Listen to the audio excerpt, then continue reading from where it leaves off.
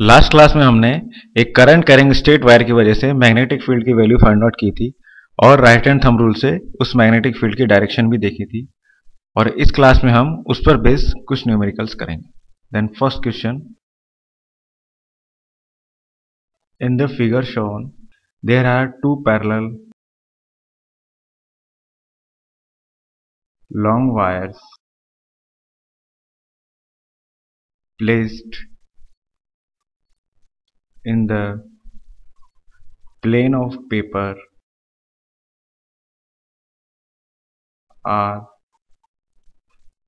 carrying currents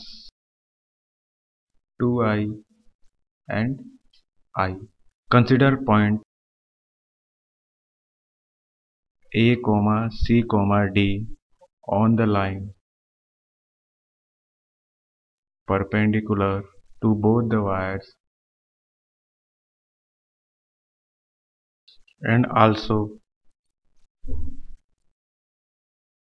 in the plane of paper.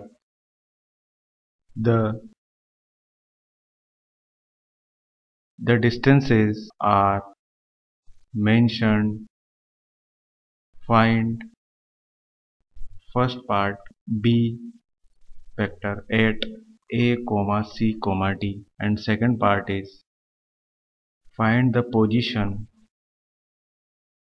on line ACD where magnetic field is 0.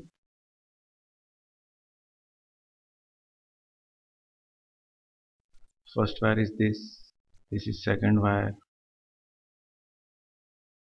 2I, I. It is a line on which point A is here, C is here, and D is here. This distance is A. This distance is also A, and this distance is also A, and this distance is A by 2. Assume that this is first wire and this is second. Then at A point, magnetic field due to first wire B1 is equal to, हम जानते हैं कि infinite length के wire की वजह से जो magnetic field होता है वो होता है B is equal to mu naught I upon 2 pi r. Then apply this formula for the magnetic field at point A. Then B1 is equal to mu naught 2I upon 2 pi A. और इस magnetic field की direction outward हो गई by right hand thumb rule. Then B1 is equal to mu naught I upon pi A inward. और इस ए point पर जो magnetic field होगा वो सेकंड वायर की वजह से भी होगा. तो सेकंड वायर की वजह से magnetic field B2 is equal to mu naught I upon जो डिस्टेंस है वो 2a के बराबर होगी 2 पाई 2a. और सेकंड वायर की वजह से ए पॉइंट पर मैग्नेटिक फील्ड बाहर की तरफ होगा जिसे हम इस तरीके से शो करेंगे. Then B2 is equal to mu naught I upon 4 pi a out. और इन दोनों वायर की वजह से ए पॉइंट पर जो मैग्नेटिक फील्ड है वो बाहर की तरफ है, इसलिए रिजल्टेंट मैग्नेटिक फील्ड के लिए हम इन दोनों को ऐड कर देंगे. Then B resultant is equal to 5/4 mu naught I upon pi a out. C point के लिए B1 is equal to mu naught 2I अपॉन 2 पाई a by 2 and magnetic field की डायरेक्शन जो है वो अंदर की तरफ हो. Then B1 is equal to 2 mu naught I upon pi a inward. Second wire की वजह से B is equal to mu naught I upon 2 पाई a by 2. इस मैग्नेटिक फील्ड की डायरेक्शन बाहर की तरफ होगी. Then B2 is equal to mu naught I upon pi a inward. The resultant is equal to B1 minus B2 inward, that is equal to mu naught I upon pi a at point D. D point के लिए B1 is equal to mu naught 2I upon 2 pi. The distance will be 2a and magnetic field will be downward. Then B1 is equal to mu naught I upon 2 pi a, and for B2 is equal to mu naught I upon 2 pi a. इसकी वजह से जो magnetic field होगा वो अंदर की तरफ होगा. Then B2 is equal to mu naught I upon 2 pi a inward.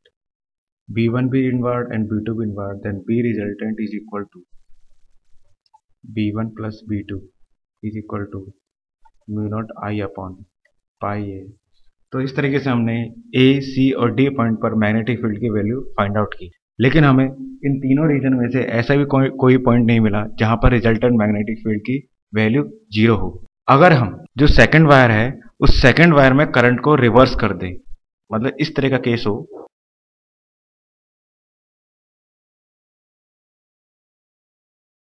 To I current first wire, second wire, then A point, C point and D point. Then magnetic field at point D due to first wire is equal to mu naught I upon pi a inward, and B2 is equal to mu naught I upon pi a outward. Then B resultant is equal to B1 minus B2, that is equal to 0. तो इस case में resultant magnetic field की value केवल D point पर 0 possible है. Then next topic, magnetic field due to circular loop.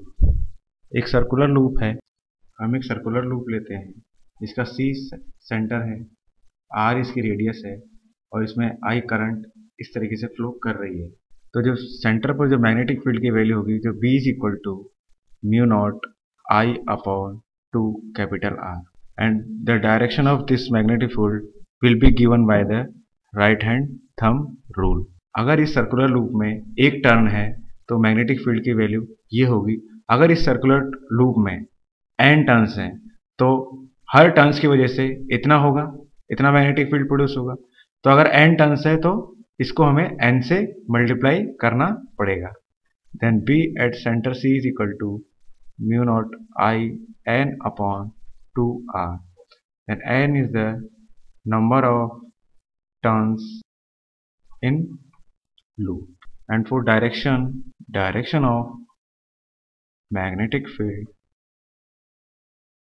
will be given by right hand thumb rule.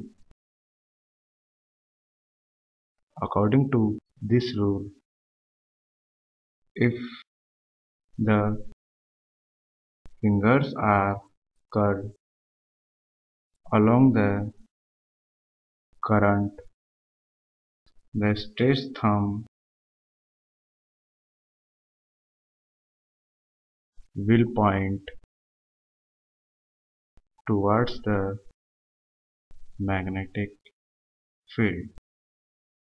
If the current is clockwise, then magnetic field will be inward, and if current is anti-clockwise, then magnetic field will be